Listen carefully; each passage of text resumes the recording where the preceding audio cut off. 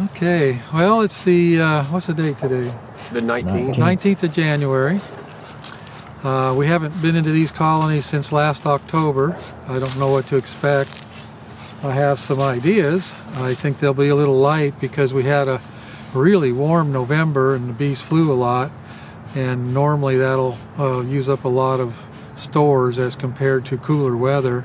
I know that sounds kind of odd, but they actually use less stores in cooler weather than they do if it warms up, because they just kind of stay home and chill out and don't use up fuel. We're going to put pollen patties and some feed on these colonies. We're going to try to get them fired up a little early. We have about 6 yards down in this area. This area is out of the mountains. It's on the upper Piedmont of Georgia. It's south of our shop, and the elevation's lower and the season's earlier. The maple trees are going to be blooming here in about a month, so we'll have a real live pollen flow here in about a month. And the pollen patties and the feed that we're going to put on today are just going to kind of get them started early. It won't really fire up brood rearing in full form until the real pollen starts to come in. A lot of people think that putting a pollen patty on is very stimulative and gets bees rearing brood. It's really better at maintaining brood. If the bees are inclined to rear brood, giving them a pollen patty will allow them to do so.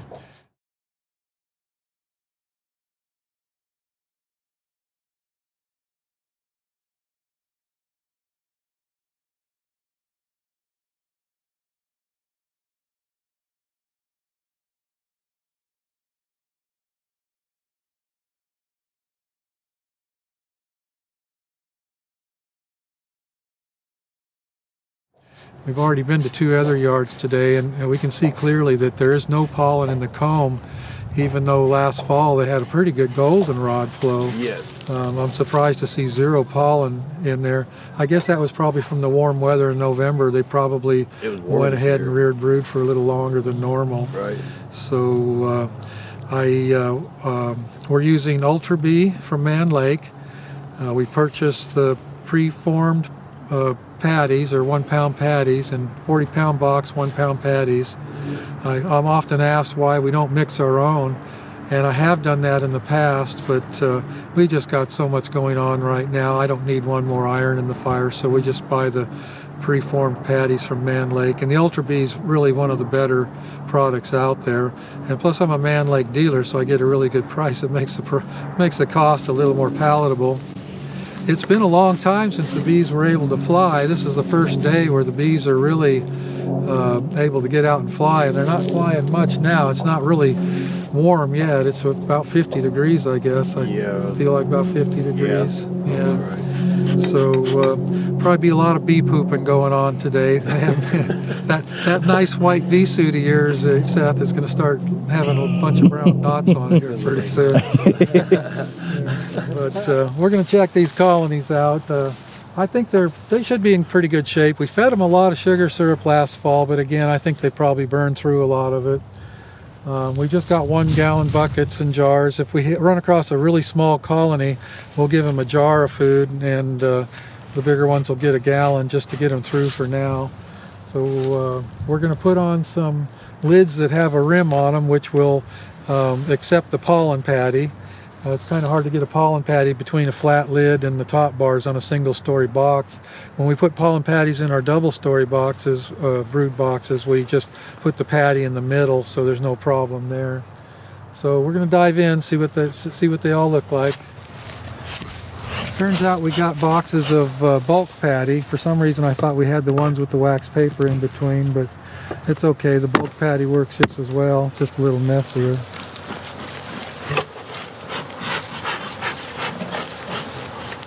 So John, you can kind of meter it out with a hive tool. I think you can kind of tell when you think you got a 1 pound patty.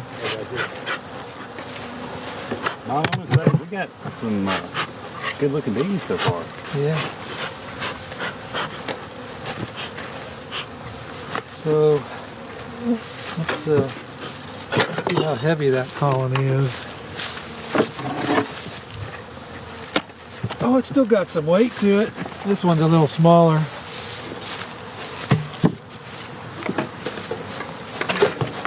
A little curious if they started rearing brood yet, so I'm going to poke around and see what's going on.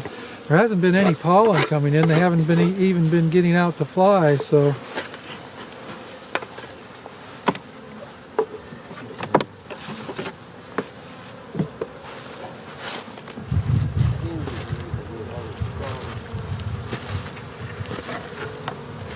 Yeah, there is a little brood actually.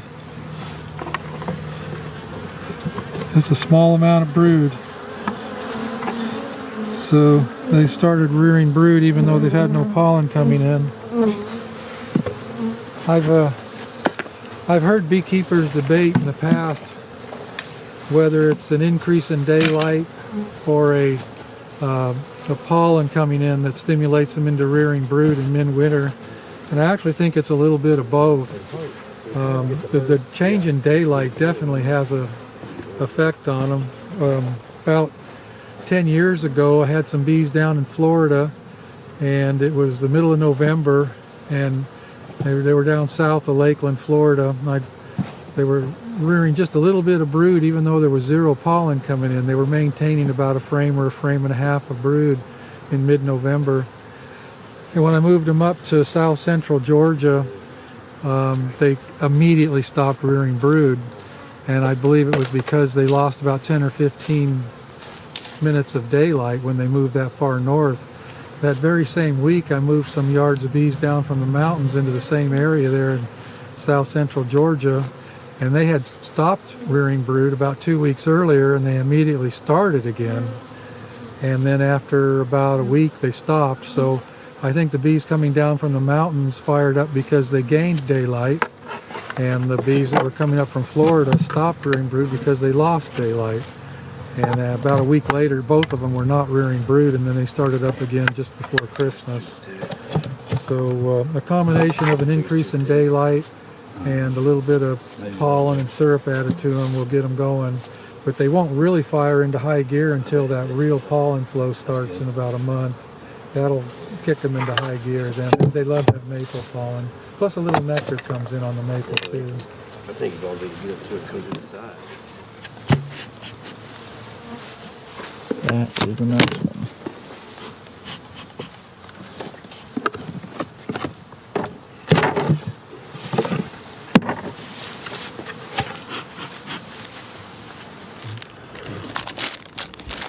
Okay, we can have that right there.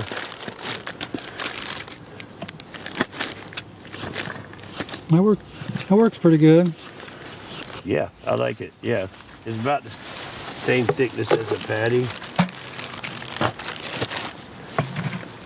Okay.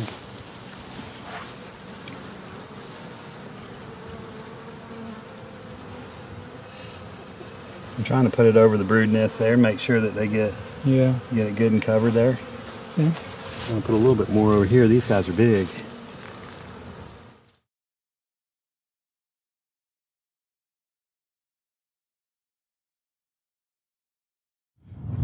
Okay, turned out pretty good. We didn't have one dead colony. Of course, there might be a couple that are queenless, and we just don't know it yet because they're really not rearing brood much. We'll come back in 2 weeks and look at them again. At that time, we should be able to figure out which ones have a laying queen and which ones don't.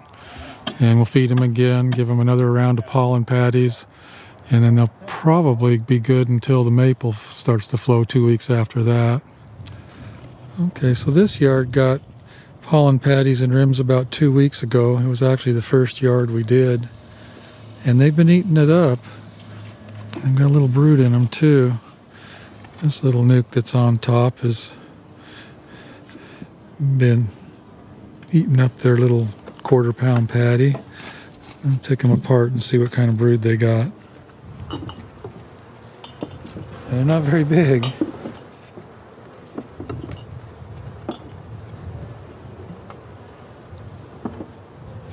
They are rearing brood. There's the queen. Yeah, so that was effective. They've been rearing brood with the patty. Like I said earlier, the patties are really good at allowing them to rear brood if they're so inclined. They don't stimulate like real pollen coming in, and the bees will rear brood with them.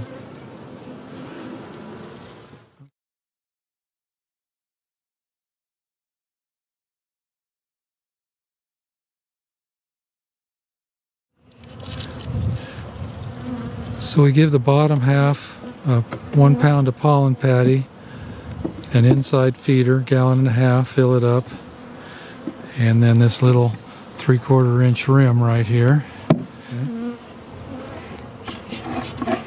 And then the nuke goes back on top. Looks like they ate about half of their patty. Oh, actually they ate. That's another patty. They ate their patty from last time. Okay.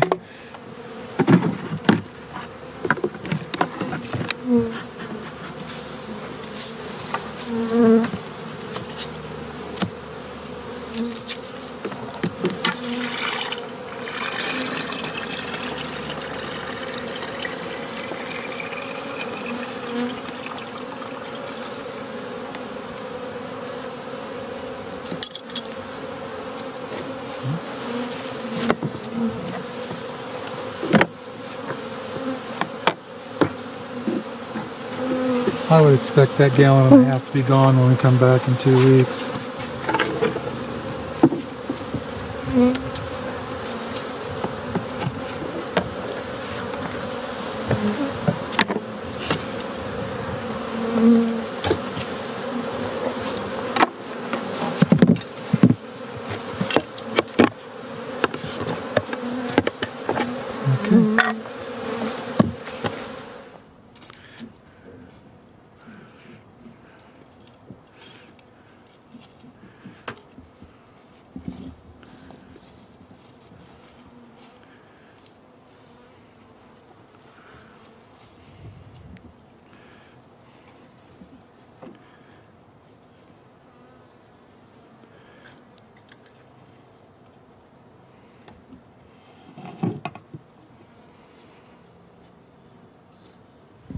Okay, this yard got pretty much the same routine.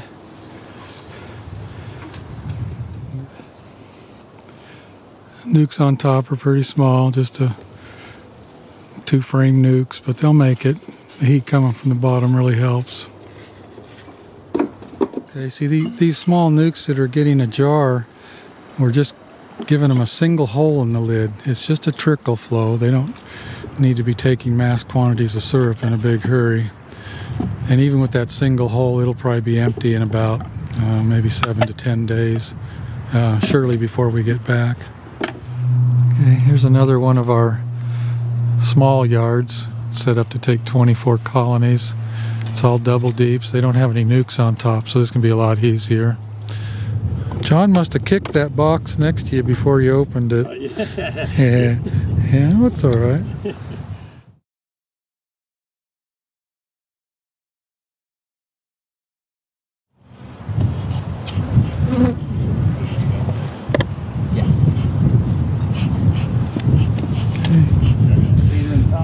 Alright, we're going to do that to all these colonies. It's starting to get cold. I think there's a cold front coming in. These are the canning jar rings that we're putting in the lids. That little lip there keeps any rainwater that might run under the bucket from going down the hole. It kind of runs around the lip on that ring right there. They work pretty good. Yeah. Yeah, that little lip works right there. Keeps the rainwater from going in. Something I've noticed over the years is that double deeps always overwinter with more bees than singles. If you're running bees just to split and make nukes and shake packages, double deeps definitely provide more bees in the early spring. John, is that colony still got some weight in it? Oh yes, sir. Yeah. That thing's very heavy. Okay, I guess they just haven't started rearing brood yet, so they haven't used much food. Once they start rearing brood in earnest, they'll really start going through the stores. Okay.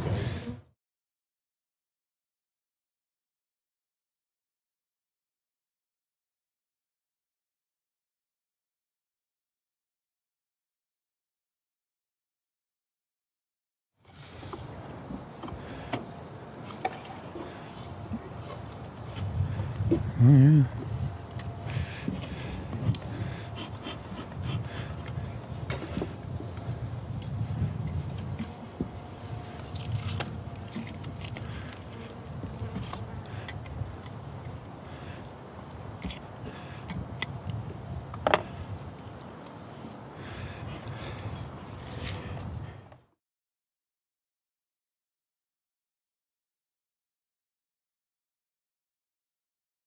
Yeah, I see it.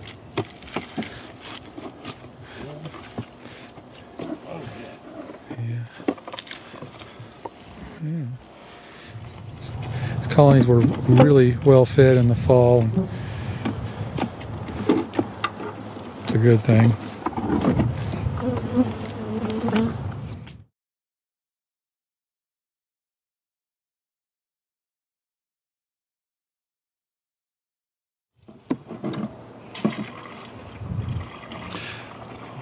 We're feeding about 1.5 to 1 right now.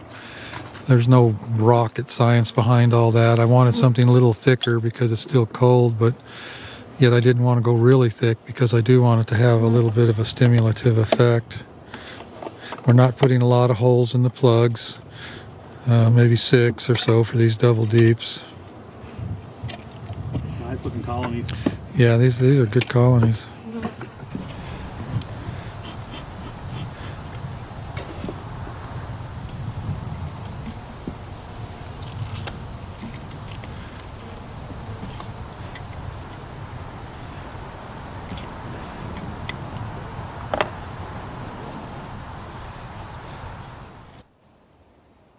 This is another one of the handful of small yards we have set up for 24 colonies. We just have a few of these. Most of our yards range between 32 and 48 with an occasional 60 or 64. This one's just 24. I really like the smaller yards, but it's more efficient travel-wise and labor-wise with a yard of 32 or 48. When they get up to be about 60 or 64, I don't know, it just seems a little bit too chaotic in the yard. Robbing can get out of hand before we can get out of there. These smaller yards are definitely better when you're pulling honey or when you're finding queens and doing that sort of work with robbing. Robbing is one of the things that really causes me anxiety, and these smaller yards are better in that respect. I believe all this work's going to pay off. I just looked at the long-term forecast. Although we still have lots of cold weather ahead, it looks like we're going to have plenty of days that warm up into the low 50s and mid 50s. Of course, that's Fahrenheit. If the bees can't break cluster, if it's too frigid, they won't make very good use of that liquid syrup. But from what I just saw, I think we're going to be fine. It's kind of cold this morning, but it's supposed to warm up to about 51 or 52 today. Should be a good day for the bees.